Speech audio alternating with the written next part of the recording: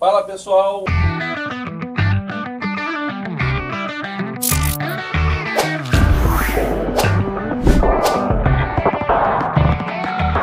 Hoje nós estamos com o professor Carlos Moreno, doutor em saúde coletiva pelo Instituto de Medicina Social, mestre em educação profissional na Fiocruz e especialista em gestão hospitalar pela Fiocruz.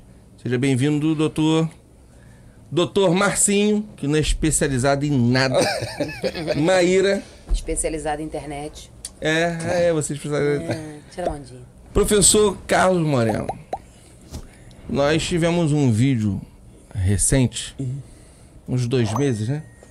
Mais ou menos, que viralizou sobre o autismo e o pessoal metendo pau no SUS, porque era um relato da Maíra, e a Maíra dizia que conseguiu todo o atendimento na época para o sobrinho dela pelo SUS.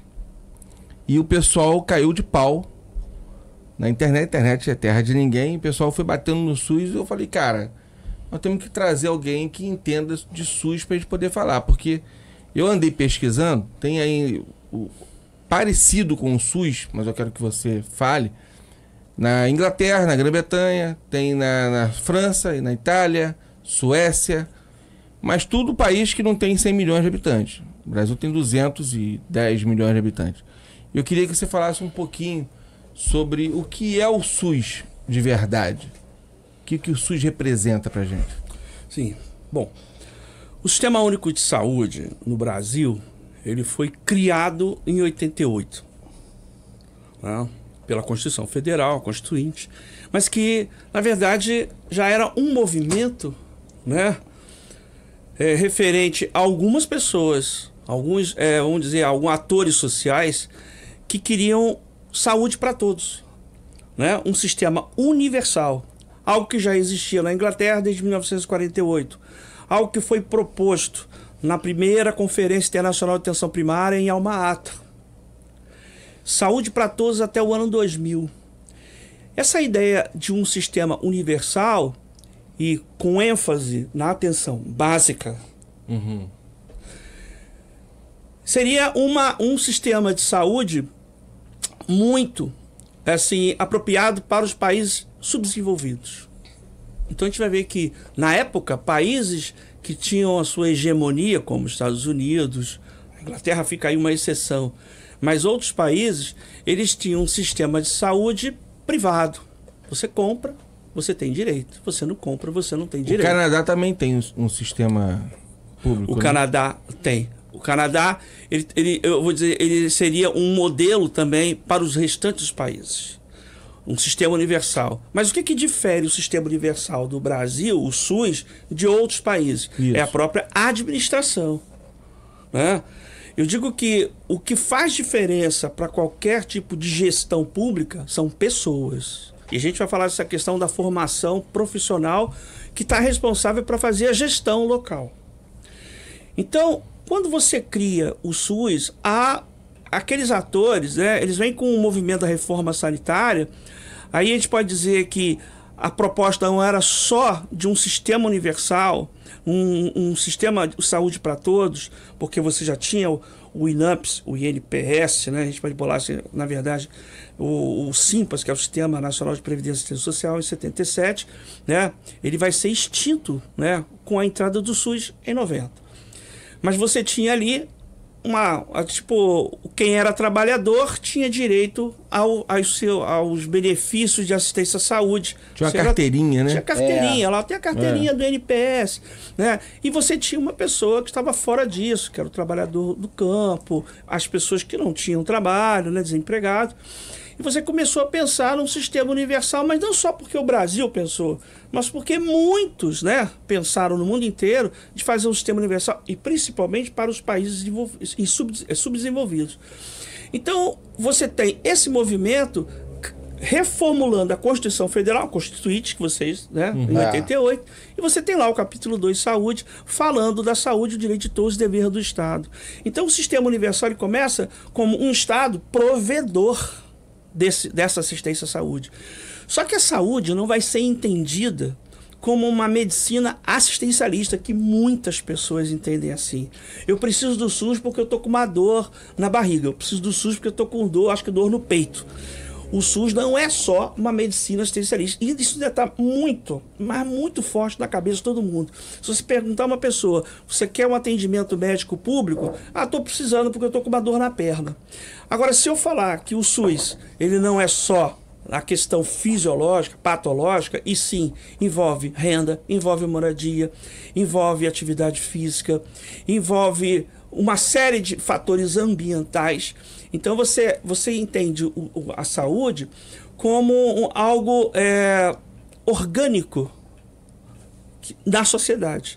Então, qualquer alteração no meio ambiente vai influenciar na saúde. Qualquer alteração na sua renda, na sua moradia, na violência, vai alterar a saúde.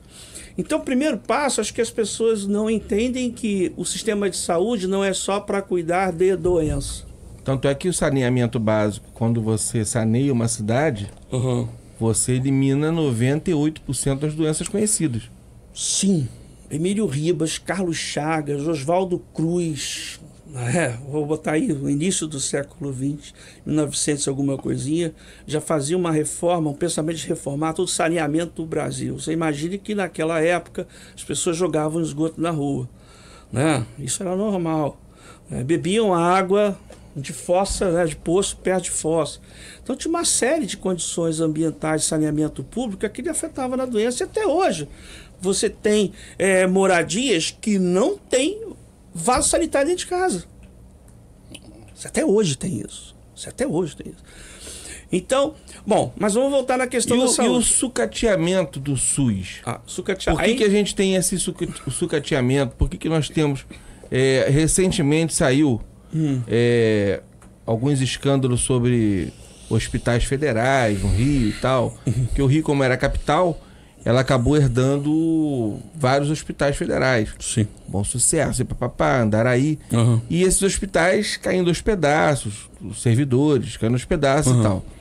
E agora, não sei o que está acontecendo, se vão municipalizar para o Rio de Janeiro, ou não sei. Por enquanto é federalizado, mas eu não sei o que vai acontecer com eles. Por que existem ainda tantos aparelhos públicos do SUS sucateados? Administração pública mesmo, né? Então, quando você fala de sucateamento, a gente pensa em financiamento, a gente pensa em gestão. Aí, se a gente falar só do estado do Rio de Janeiro, você tem as grandes regiões metropolitanas, não só Rio de Janeiro, mas São Paulo. Então, você vai falar assim de hospitais. Essa é uma visão hospitalocêntrica. Ou seja, o SUS ele tem que ter hospital. E, na verdade, o SUS ele teria que ter menos hospitais e muito mais fortalecida a atenção básica. Esse é o princípio do SUS, tá? ênfase na atenção primária. Mas quando você fala de hospitais sucateados... Quando o senhor fala em atenção primária, atenção básica, explica para a galera que está assistindo o que seria isso. Isso é uma pergunta muito importante, muito relevante. Porque se eu disser para você... se você tiver uma dor no peito agora... Olha lá. Você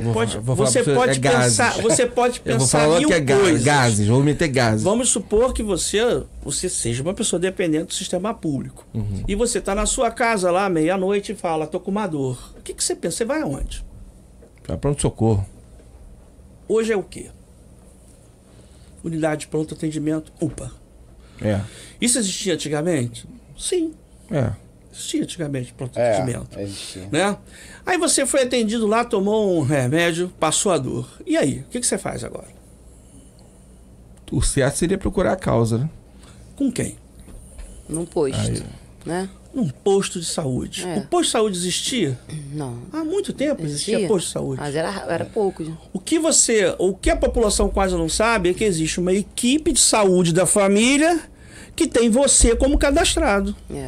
Você é cadastrado em uma equipe de saúde da família, que tem abrangência de 3.500 a 4.000 pessoas. Você sabia disso? Muita gente não sabe disso. Eu estou morando aqui, mas eu não sei. De repente bate um agente comunitário na minha porta, quando consegue falar com a pessoa, bate, não tem ninguém, está trabalhando, né? e fala assim, eu quero cadastrar o senhor no posto de saúde, você vai fazer parte da minha equipe de saúde da família. Ele vai falar assim, eu não preciso do SUS, não. Eu estou falando isso de experiência própria. Né? Eu já fiz várias capacitações. Uma das últimas capacitações agora foi uma capacitação com todos os profissionais de atenção básica em Maricá. Todos. Então os relatos foram mais ou menos isso aí, não foram diferentes de outros lugares que eu já fiz. Em 2018 eu participei de uma avaliação de experiências de educação permanente de saúde no Brasil inteiro, pela OMS e pela OPAS. Eu fui um dos avaliadores. Então eu conheci essa realidade da atenção básica no Brasil todo. Nordeste caiu. O Nordeste está de parabéns, né? O Nordeste está de parabéns na atenção básica. Né? A gente tem um grande problema no Rio de Janeiro, a gente tem, nas regiões metropolitanas. O Sul tem um desempenho muito bom. Mas quando você chega para o usuário e fala, você tem que ser cadastrado, ele fala assim, mas eu não estou sentindo nada. Mas a ideia é de fazer prevenção.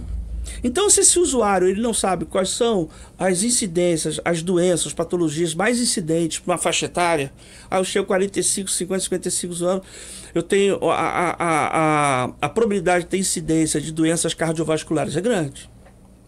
Eu quero avaliar a sua saúde mental. Eu quero avaliar a saúde da sua família. Aí você entra no caso do autismo. O cara fala assim, eu tenho um filho que está com problema. Quem está vendo isso?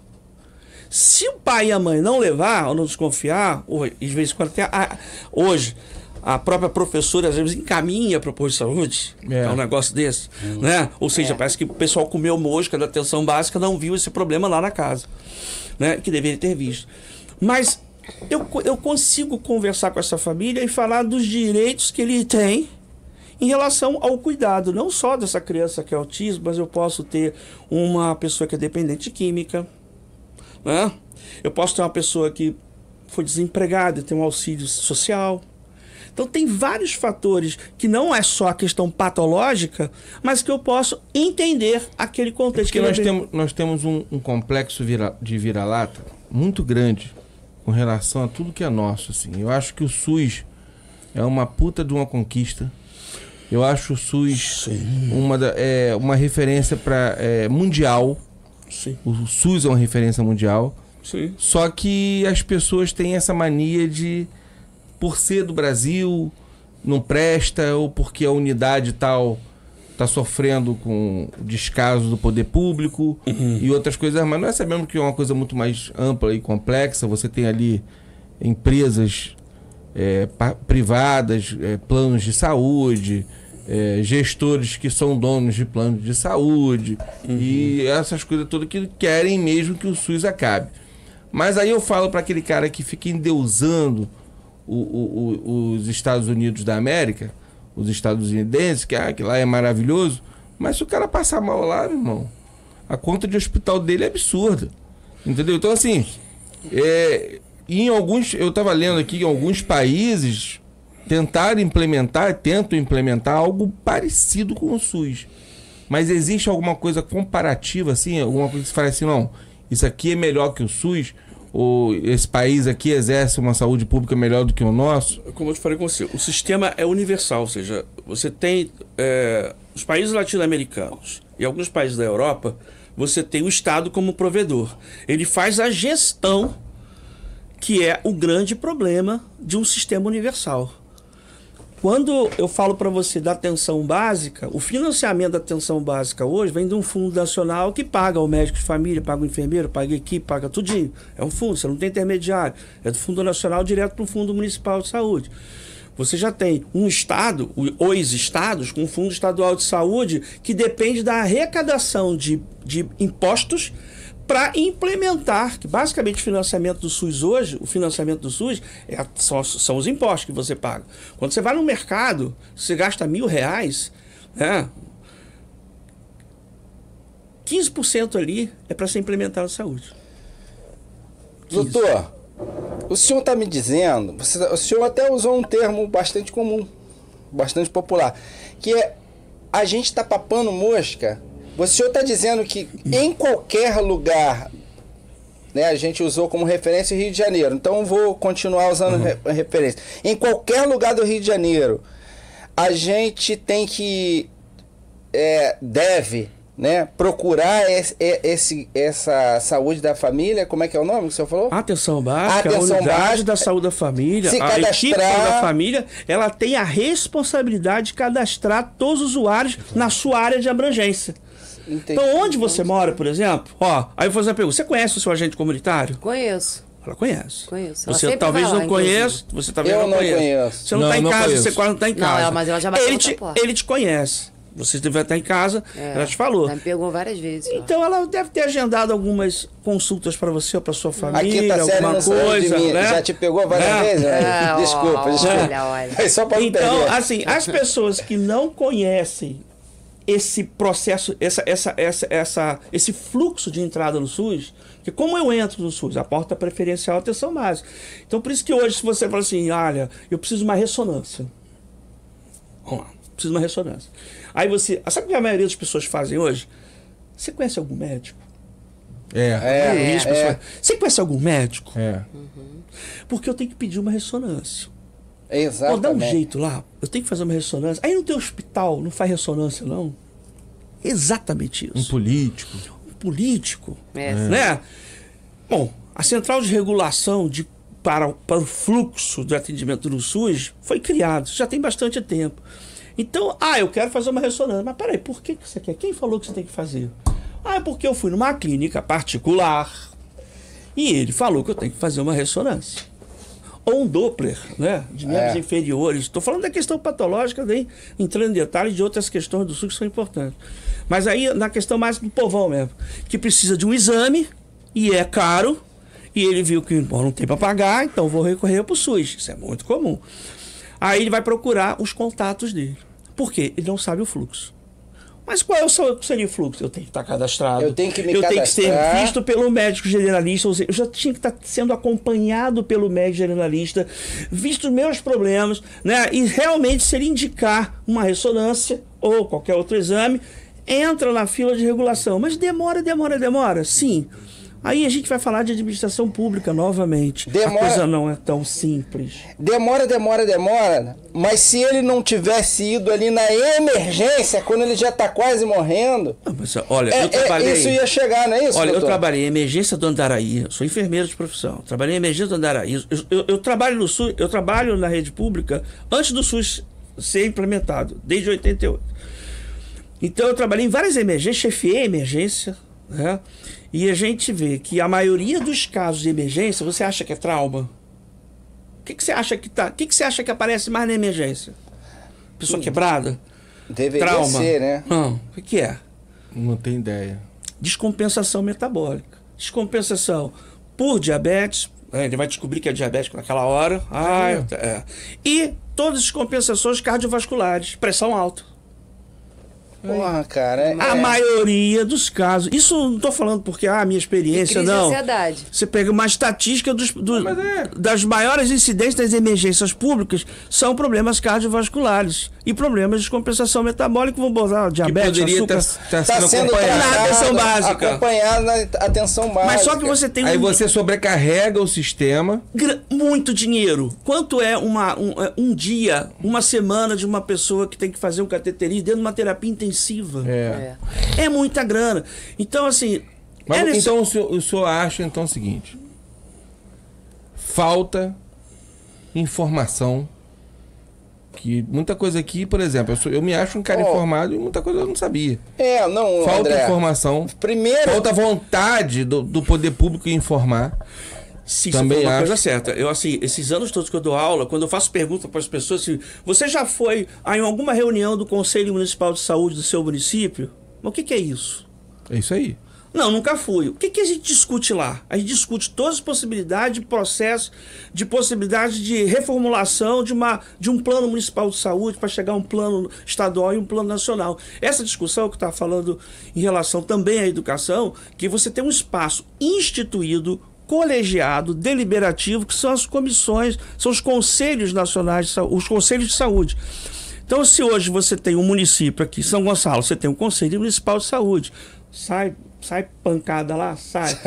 Mas você tem a representação dos vários segmentos sociais. Você tem os trabalhadores, você tem os usuários, você tem o governo, você tem o prestador, que são representantes, né, dessa sociedade civil, que vão brigar por alguma melhoria e um debate, o que a gente pode melhorar no SUS.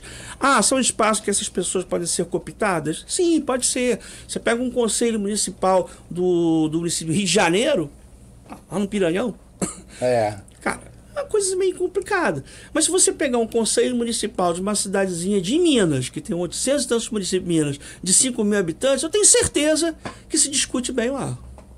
Tá? Eu já tive aluno que falou, Carlos, eu fiz isso tudo que você falou lá no Tapirula. O pessoal só faltou quebrar o pau a mim, mas a gente conseguiu resolver as coisas. Então, quando você fala, falta o poder público esclarecer, e esse esclarecimento parte da equipe da atenção básica. A equipe da atenção básica hoje tem um poder muito grande, só que não age de forma correta. O agente comunitário, o agente de combate a endemias, o médico, o enfermeiro de saúde da família, são pessoas que devem fazer um processo que a gente chama de educação em saúde. Agora eu vou fazer uma pergunta. Esse pessoal da saúde básica, da atenção básica, em termos de remuneração mesmo, sim, como é que é hoje?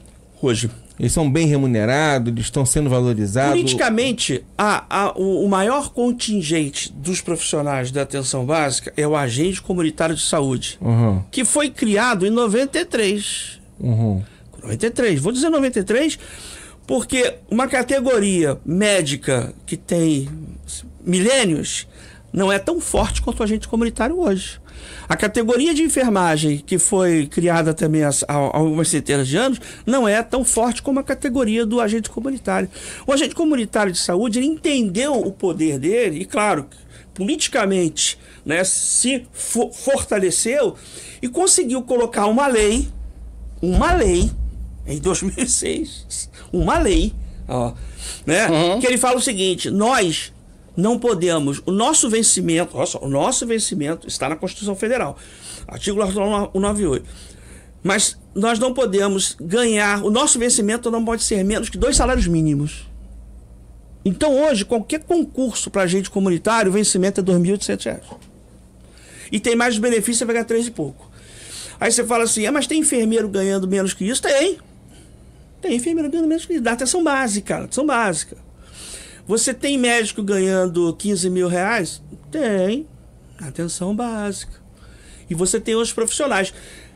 Mas cabe, né? Eu acho que... E a função desse agente da atenção básica, basicamente... Não, o cara tem uma função de educação e saúde enorme. Assim como todos os profissionais. Mas ele é o cara que, é assim, eu sou o SUS na sua porta. Porque quando ele bate na tua porta, ele é o SUS. Por que você? Porque a pessoa não conhece o sistema, eu represento o Sistema Único de Saúde Universal para você aqui, brasileiro. Eu posso te falar todo o sistema e posso ver. E eu vou, né, entrar na sua casa e conhecer e ver quais são as deficiências, o que você precisa. Esse é o poder dele. Se ele faz isso em alguns lugares, não sei. Muitos talvez não façam. Mas essa é a função dele. Doutor, é porque também não é demandado, não é isso? Não é questão de demandado. Você falou uma coisa que alguns municípios, e acho que até pela questão da gestão, que hoje você tem um gerente da unidade, às vezes pegam esse ACS, esse Agente Comunitário de Saúde, coloca em funções muito burocráticas e muito menos de educação e saúde que é para ser feita. Eu estou falando que é para ser feita porque está nas atribuições dele. Doutor, mas então, eu estou dizendo até pelo início da sua explicação, que essa pessoa, né, ele fala, eu não preciso do serviço, eu tenho... então, assim, resistente. A população é resistente. Então, essa população, de repente, não demanda o agente. E se ele não demanda o agente, tudo bem, eu já entendi que o senhor falou que ele precisava fazer um trabalho melhor, em muitos casos. Mas, assim, se ele não é demandado... aquele cara consegue se esconder melhor, não é isso? Isso é uma liberdade que o usuário tem. Ele é cadastrado, mas necessariamente ele não é obrigado a ser atendido numa unidade. Até porque tem unidades ainda muito precárias. Né? Você tem unidades precárias. Eu conheci várias unidades de saúde no Brasil todo. O Nordeste tem muita coisa boa. Fui em Arapiraca, você tem... Arapiraca é onde? Arapiraca é Alagoas, é um município de Alagoas. E em Arapiraca o pessoal assim, tinha um laboratório de fitoterápico. Que conseguiu, assim, através dos próprios profissionais... Mas estava até conversando comigo, fala. Eu tava falando aqui que, por exemplo, quando eles batem na minha casa, eu já sei do que se trata. Então, eu atendo e elas atualizam, né? Quantas pessoas moram, quantos anos você tem. Engraçado que ela chega pra mim e fala assim, você fez aniversário esse ano. Ela já até sabe. Sim. Mas tem pessoas que não atendem por medo, né? Não sabe quem tá batendo. Sim. Tem pessoas que não atendem, é SUS. Agente Sim. comunitário, não quero não. Então, assim, não é nem... Tem fatores de violência. Tem fatores de violência e não é nem tanto o erro do SUS. A gente é culpado. Você tem o Complexo do Alemão, por exemplo, chegou uma época que tinha só uma equipe para 100 mil habitantes. Por quê? Você não consegue chegar. Como é que vocês... Numa comunidade o negócio é esquisito. Eu conversei com os agentes comunitários do Complexo do Alemão. Foi uma das experiências que eu fui avaliar.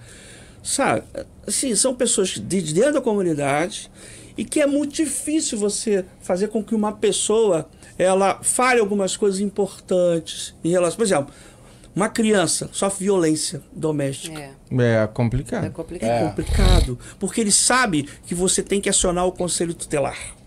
Como é que entra lá? Como é que entra? E ele é o agente que você sabe, a comunidade sabe que ele é o agente daquelas 750 pessoas. É ele. Se alguma coisa vazou pro posto, foi ele que contou.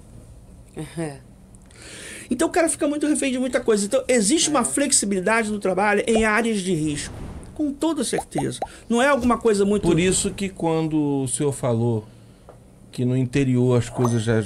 às vezes anda muito melhor por conta disso também, sabia, mas porque você tem menos violência, você tem menos preconceito, você utiliza mais a questão da saúde pública, até porque não existe o que o senhor falou da hospitalização do SUS no interior.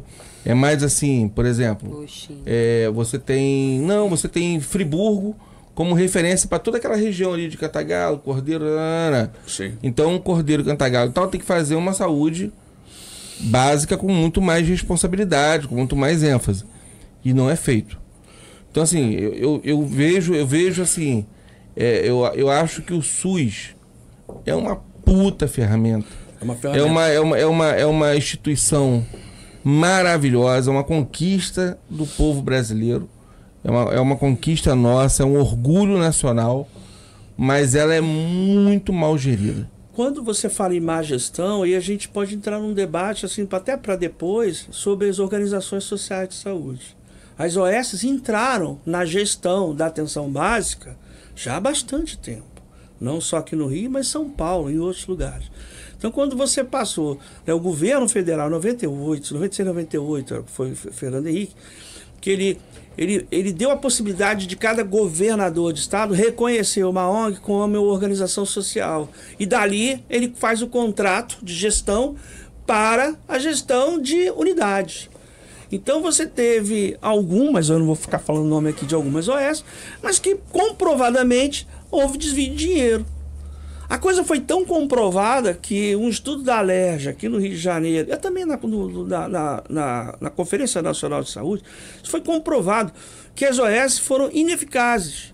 E a lei, uma lei que foi do Witzel, que era hoje o governador, e agora está o Cláudio Castro, mas uma lei que era para terminar toda a gestão de OS, pelo menos com o Estado, não vou falar da atenção básica, mas serviria para outros, pelo estudo da ineficácia e do desvio de dinheiro. A gente viu na pandemia, acho que todo mundo precisa ficar lembrando aqui, na pandemia, o desvio, o monta-monta de hospital que não teve ninguém, não teve nada e desmontou e o dinheiro foi para o ralo. Né? Então, a ineficácia das organizações sociais, assim, foi muito explícita. Então, gestão por uma OS é uma coisa ruim. Então você tem que fazer o quê? A gestão é por funcionário público, é por administração pública direta. Quando a gente fala de OS, a gente fala de administração indireta. Isso. E pelo próprio governo, pelo próprio gestor, a administração direta. E isso é uma briga muito grande, porque fala assim... Pô, Envolve mas, muito dinheiro, né? eu acho que assim, as pessoas é que fazem diferença.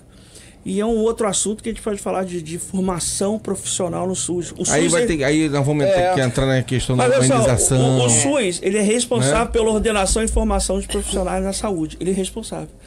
Então, eu não preciso ficar... Acho que a gente sabe como é que está a formação profissional hoje. Em todas as áreas. Tanto na medicina, quanto na enfermagem. Então, na sua opinião, como professor, doutor e mestre especialista em gestão, o senhor categoricamente me afirma aqui que a OS é a doença do SUS. Hoje, né? As OS... A administração indireta por organizações sociais levaram a um grande desvio do dinheiro público, né? Se transformou realmente, literalmente, na doença do SUS. Foi.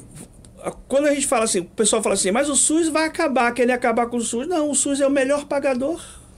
O SUS é o melhor pagador. Você tem uma empresa que fornece seringa, você vai falar assim, pelo amor de Deus, não acaba com o SUS não. Porque eu vendo seringa para todas as unidades. Se não tiver SUS, eu vou ter que vender para um hospital, ou 2 ou 3. Né? O SUS é o maior pagador. Por exemplo, uma pessoa que tem uma firma de limpeza. Né? Aliás, 1, 2, 3 com vários CNPJ, mas do mesmo dono, né? Então, aí ele tem um contrato já certinho com várias unidades. Ele quer que o SUS acabe? Mas nunca. Nunca. Né? Então, a história do SUS acabar não acaba porque tem tanto pessoal da rede privada que não quer que acabe, claro que o poder público, o usuário também não quer que acabe. O usuário que usa. Da rede privada, até a Maíra fez uma resposta para uma pessoa, que a pessoa falou, porque SUS não sei o que, ela falou, cara, você faz um transplante hoje aí, você não faz pela rede privada não, de não jeito foi isso nenhum. não, ela falou assim... Ela falou como é que Oncologia. Ela começou a dizer que o SUS não presta, que os impostos dela paga tudo que acontece, que paga o tratamento. Aí eu falei assim pra ela, então me diz o seguinte, quanto que custa um rim pra eu saber quanto você paga de imposto pra ver se você tem direito de receber. Não é? Eu quero saber se seu imposto você tá pagando mesmo pra saber se você consegue comprar um rim. Porque você tá dizendo que seu imposto paga um rim, né? O que eu vejo é assim, complexidade, coisa que é cara, coisa que demanda... A rede privada não quer fazer. A rede privada sai fora. Agora, recentemente, a rede privada está afastando crianças autistas, crianças atípicas dos seus planos de saúde. Está jogando tudo em cima do SUS novamente. Porque é um cuidado de longa... É um longo tratamento. É como os hospitais psiquiátricos. Você fez uma reforma psiquiátrica conforme foi na Itália. Na Itália... Né? Você teve uma reforma psiquiátrica, você não acabou, deshospitalizou. Aí no Brasil vamos fazer, foi em 2011. Vamos fazer isso. Tá bom. Claro, é muito fácil acabar com o hospital psiquiátrico. Agora bota os doentes aonde? Simplesmente, olha, isso foi uma coisa meio cruel, cara. Né? Olha, tem de alta, vai embora. Vai ficar com sua casa, vai ficar com sua mãe. E não é assim a reforma psiquiátrica. Não tinha nem família. Então hoje, você não vê, por exemplo, uma emergência, uma pessoa com surto psicótico ser atendida numa emergência normal. Não é. Você tem centro de adictos, você tem outros lugares. Mas essa pessoa está desamparada.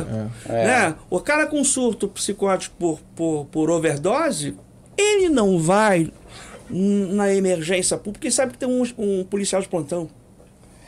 Eu trabalhei no Andaraí por várias vezes. Eu pegava pacientes assim, com pó aqui, de onde vem esse pó? Então ele tem que ter um cuidado específico. Claro, acho que todo mundo merece o cuidado, independente do seu problema, né? Mas a saúde mental ficou largada, né? Os pacientes dependentes que ficaram largados, né? O idoso ficou largado. E agora estão largando as crianças atípicas. A oncologia, eu trabalho no hospital oncológico, o Gafreguili. O Gafreguili dá um suporte paliativo. O que é um suporte paliativo? Uma pessoa, né, que você conhece, acho que alguém que já deve ter conhecido alguém, que falou assim, fulano está com câncer. Né? Fez uma biópsia e deu câncer. E agora? Aí você pensa o seguinte, vou para onde? Pro INCA, né? Vamos pro INCA. Chega lá, bate na porta. Como é que entra no INCA?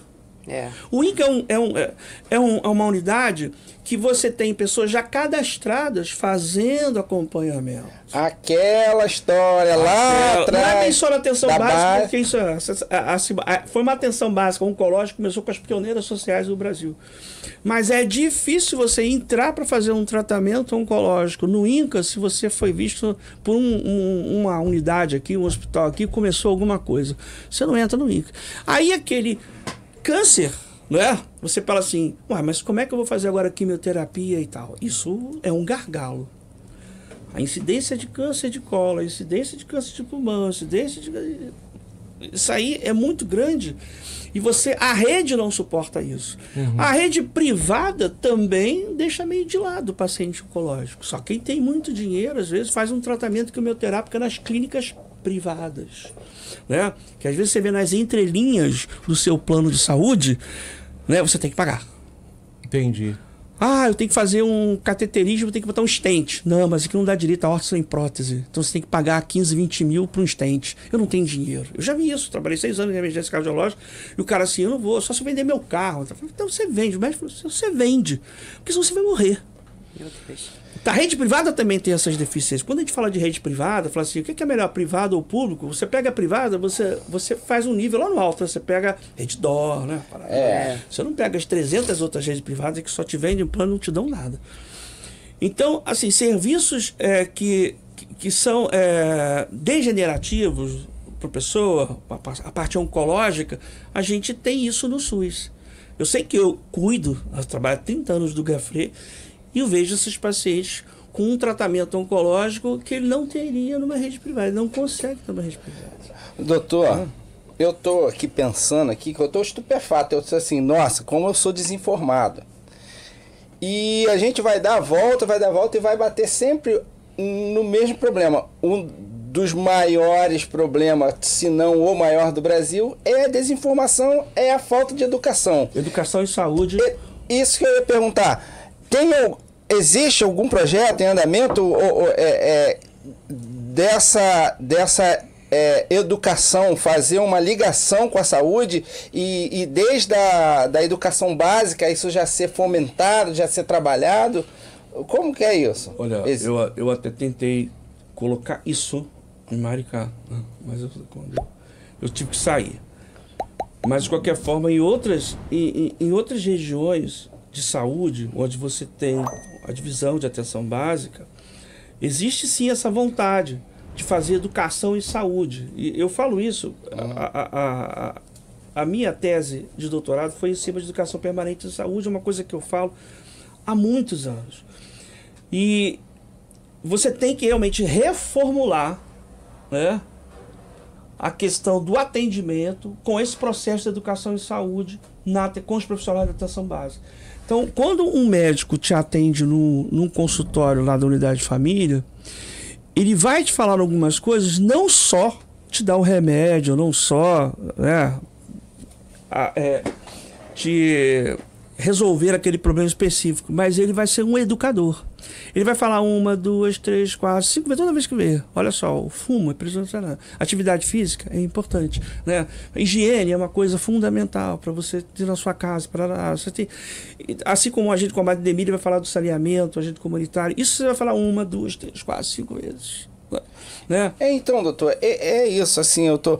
Isso é o nó hoje, a educação em saúde é o grande problema a ser resolvido. Mas como você tem... Essa informação aí, ela não deveria estar sendo passada... Porque a gente estuda ciência. Mas vamos por lá. mais básico que seja, a gente ali, a professora já pode, não é? Fazendo esse link, porque o SUS, porque a educação, a saúde básica, a pessoa vai bater na Mas saúde. aí eu vou te fazer uma pergunta ao doutor Marcinho.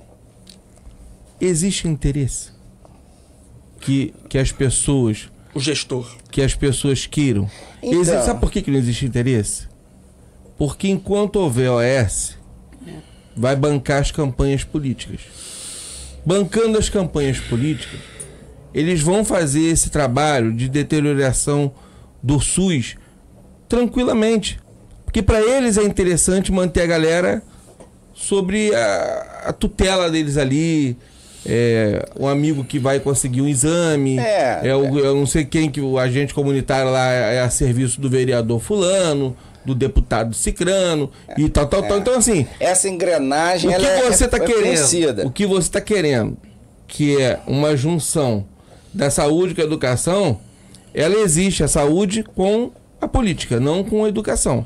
Porque enquanto houver OS, esquece, irmão. André, mas aí o doutor tava falando aqui sobre os conselhos, ali que é o lugar para discutir.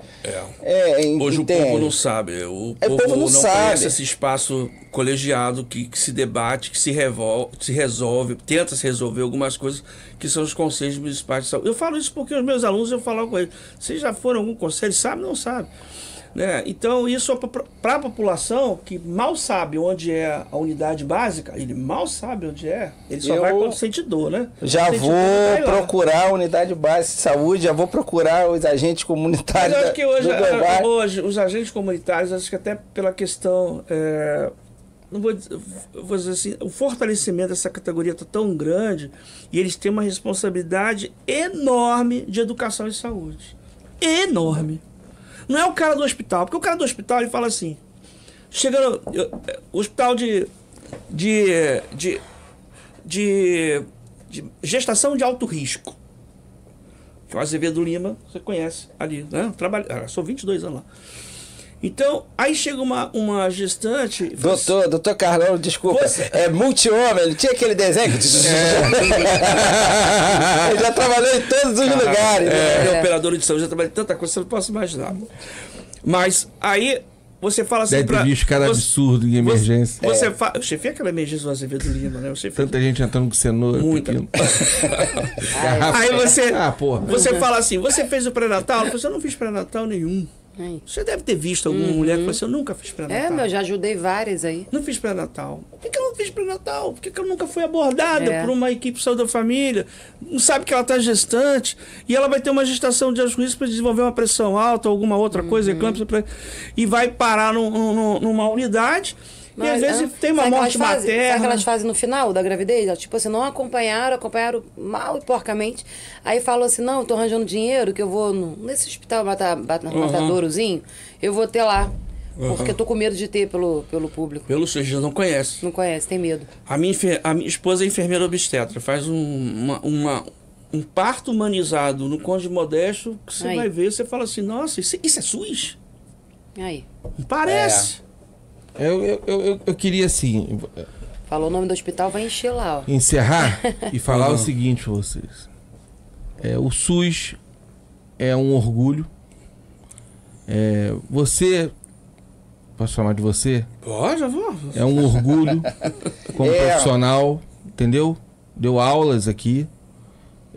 Eu acredito que tenha sido muito esclarecedora. Nossa. Para todo mundo. É de utilidade pública demais. A gente perdeu a noção da hora aqui. Eu gostaria de... Assim, para você que baba ovo de americano, de estadunidense, de europeu, cara, vocês estão por fora. Vai morar lá para você ver a conta que vocês vão pagar se vocês baterem no hospital. Uma dorzinha de cabeça. O gringo, quando é atendido aqui, ele fala depois quanto é. No Souza Guiar, ele fala quanto é. Aí. Cara, não é nada. Como assim não é nada? Mas o complexo de vira-lata nosso não dá a gente o direito de ter orgulho disso. O SUS é uma conquista do povo brasileiro, é uma conquista nossa. E que tem que ser preservada. O meu vídeo que viralizou foi exatamente sobre isso, porque eu levei meu sobrinho primeiro para marcar neurologista de plano de saúde, é um Deus nos acuda. É um Deus nos acuda. O médico, liga a partir de novembro. A gente está aqui em agosto. Liga a partir de novembro para agendar, que vai abrir agenda particular. Eu sei. Né? Aí você vai lá no postinho, vai no PAN, esse aí. Aí o médico entende da necessidade, já insere você logo ali na fila. É a questão da equidade, a gente chama disso o princípio da equidade. Isso aí, já coloca você na fila, entendeu? Prioridade é que tem mais necessidade. E aí chama. Aí o que aconteceu? Eu levei meu sobrinho no médico da onde? Do SUS. Aí que eu fui massacrada. Como que você conseguiu? Gente, consegui. Eu fui lá, botei na fila direitinho, consegui. Levei ele e o diagnóstico foi certeiro, tá? Médico danado, certeiro, diagnosticou, passou o exame, fez o exame, voltou com o exame pelo São os SUS. melhores médicos, estão na São os linha de melhores. frente, são os que estão no combate, estão no dia a dia. Quando a Os gente melhores fala- enfermeiros, São os melhores. os melhores auxiliares de enfermagem, são tudo do SUS. A Esquece. experiência deles é outra, Esquece, né? é outra É a tem escola. uma guerra o tempo todo. É escola. Eu queria aqui parabenizar todos os profissionais, aos agentes de saúde que fazem o trabalho correto. Entendeu? Dizer a você que é gestor público aí da sua cidade. Cara, para com esse negócio de OS, porra. Eu sei que dá dinheiro pra você, eu sei que você tá arrumando uma pratinha. Mas para, cancela essa porra. Vamos olhar pro próximo, vamos ter empatia. O SUS é uma coisa tão maravilhosa e vocês estão transformando no cabide de emprego e de dinheiro. Você Então- falou uma coisa muito certa, porque você leu os comentários lá, falaram sobre isso assim, ó. Que SUS é esse que você conseguiu neuro se na minha cidade não tem? Tô na fila há 1 ano. Aí eu falei pra ela, depende do gestor da sua cidade. Porque É. o pessoal acha que o SUS é uma coisa só. Existem cidades Acha e que cidades. vem do governo federal, vem de lá e que funciona tudo igual. E não é, né? São geridas por cidade, não é isso? É, e- Tem uma Estado. lógica para funcionar, assim, ter o mesmo trâmite, o mesmo fluxo, mas nem todos. Ah, mas aí- regiões têm as especialidades. Regiões, não Esquece. consegue, Aí às vezes. você pega, por exemplo, um exemplo aqui, São Gonçalo. São Gonçalo tem uma boa gestão de saúde. É. Aí você vai pra uma cidade ao lado, que é Niterói, é horrível. Aí você vai pro Rio de Janeiro, problema. Aí você vai pra outros lugares, Itaboraí, problema. Você vai, assim, É. você tem alguns lugares que se destacam, Sim. né? Aí você vê que tem a mão do gestor. É mão do gestor, isso que eu tava Tem falando. lugar que se destaca, mas tem lugar que é horrível. Foi o que Tem eu lugar que é respondi. horroroso mesmo, de não ter nada. Sim. Não tem o básico da saúde básica. Então eu queria aqui... Gente, perdão, André. Uma coisa muito importante. Antes também de falar do seu gestor, claro, você tem que falar, mas antes de falar do seu gestor, vá participar do Conselho de Saúde. É. Vá participar. É ali que você vai saber como que funciona. A gente com meia hora, eu acho até que passamos. Passou. Passamos muito de meia hora aqui com o Dr. Carlão. A gente já aprendeu muita coisa. E como que você vai aprender isso? E como que você vai cobrar do seu gestor se você não faz a sua parte? Vai lá, vai participar. Doutor Carlão, como é que o cara faz para poder ir lá no Conselho de Saúde Olha, do seu município? O site de todas as prefeituras, né? Ela deve ter de forma transparente quando são as reuniões abertas ao público. Tem que ter minimamente uma vez no mês aberta ao público. Então preste atenção Tá. no site das suas prefeituras e participem. Vamos Tá. lá, vamos para dentro deles. Primeiro Vamos ver com no força. site. Se não conseguir ver no site, até o próprio agente comunitário, um outro profissional, né, que sabe quando acontecem as reuniões do Conselho Municipal de Saúde. E lá ele já tem uma representação do usuário lá. Mas se ele for profissional, também tem representação do profissional. Professor Carlão, muito obrigado Eu que por esse agradeço. esclarecimento maravilhoso. Muito, muito, muito, muito esclarecedor. Deixou a gente aqui já com uma outra visão.